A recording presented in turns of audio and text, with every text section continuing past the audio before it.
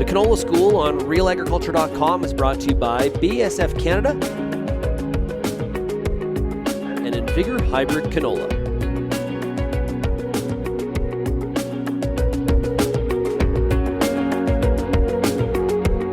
Hey, Kara Oosterhuis here with RealAgriculture.com. I am back here today with another Canola School episode, and I have here with me Leighton Blashko, who's a Senior Technical Service Specialist with BASF. How's it going today? It's going great. Thanks so much for having me on, Kara. Absolutely. It's always fun.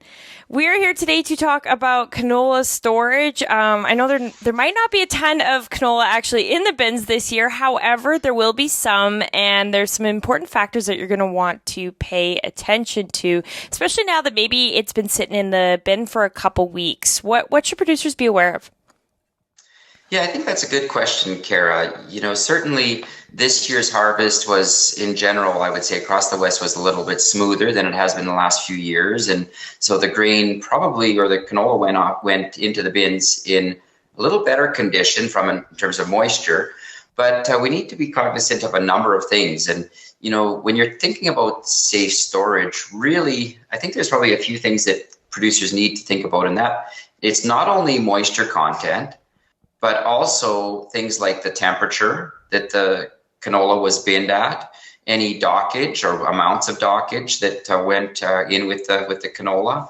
And then maybe, in certain cases, there's molds or even green seed concerns. So those are the kind of the factors that we would look at for safe storage. And you need to pay attention to all of those. Just because your grain went in at a safe, what you've considered a dry, or maybe under 10% moisture, that doesn't necessarily mean that you're out of the woods. So we need to monitor that closely, because really at this time of year, the seed has been in the bin for a few weeks. Within the first, say, 6 weeks after putting it in a bin, the canola is actually, the seed respiration rates can be quite high.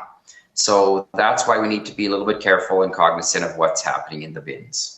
The respiration rates, I don't think we really typically would measure respiration rates, but there are, if you're thinking about numbers and information sources for producers, there are charts that exist. The Canola Council has a chart that would, for example, talk about what safe storage moisture content would be at various temperatures. So, for example, 10% moisture and maybe, let's say, 15 degrees Celsius might be a safe storage combination. But if you're putting the canola in at something like, for example, 25 degrees Celsius, you might need that canola to be down to around 8% moisture for it to be considered safe. So there's these charts you can look at, and those are just two examples that I thought I would pull out and remind producers that it's not always one number. Things do change based on the conditions.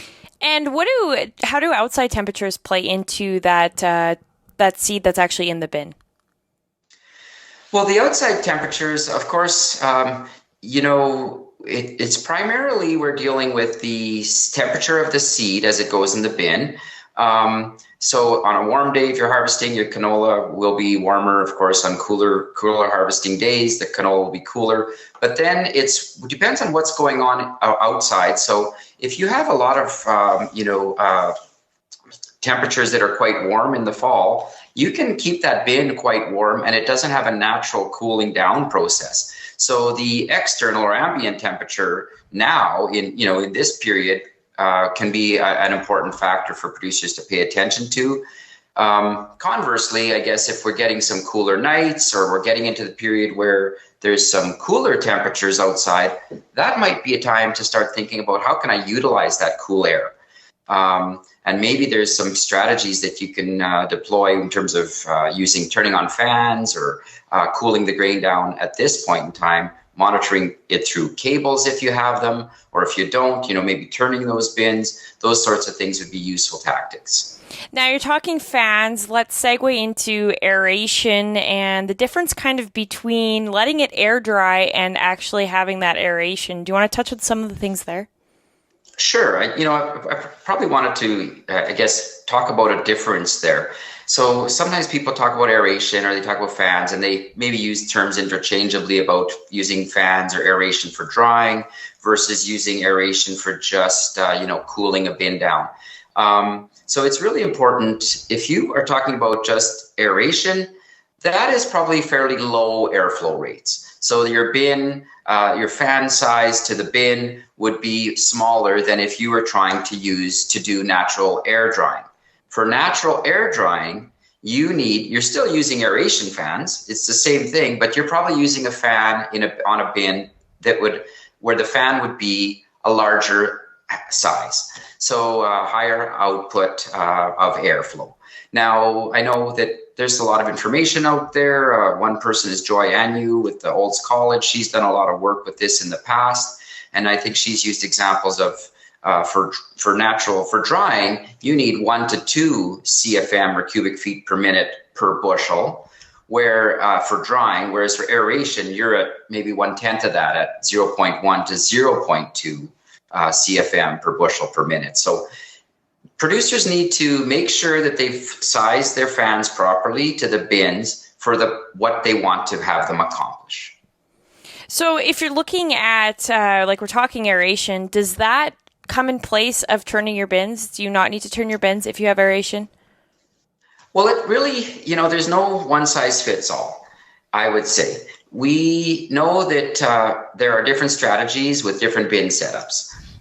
If you have a bin that maybe doesn't have as good of airflow, you don't have as high rates of airflow, I would still say you should consider turning a bin. So pull out a load or 2 loads, put it in a different bin or put it back in the top. That's a strategy. If you are monitoring things very closely with monitoring temperature cables, and then you're using some aeration and you're watching things change in the bin, seeing it cool right throughout, perhaps that is enough technology at your fingertips that you may not need to turn a bin. But I think it's a good practice or good habit to get into, because cables don't always go through every part of a bin.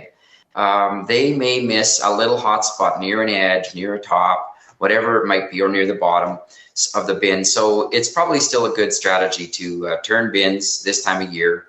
I've also heard of people using aeration when it's quite cold out. Once we get into the real cold freezing temperatures, -10, -20, and they're able to freeze the grain in the bin. So, being careful with humidity is, of course, important. Because certainly, the cooler the air is, you want to be careful that you're not actually adding moisture to that grain. So there are equilibrium charts you can also look at by each grain type. So if we're talking about canola, you can look at a chart, and that chart might tell you that at this relative humidity combined with this temperature, the equilibrium moisture that grain will get to is X or Y.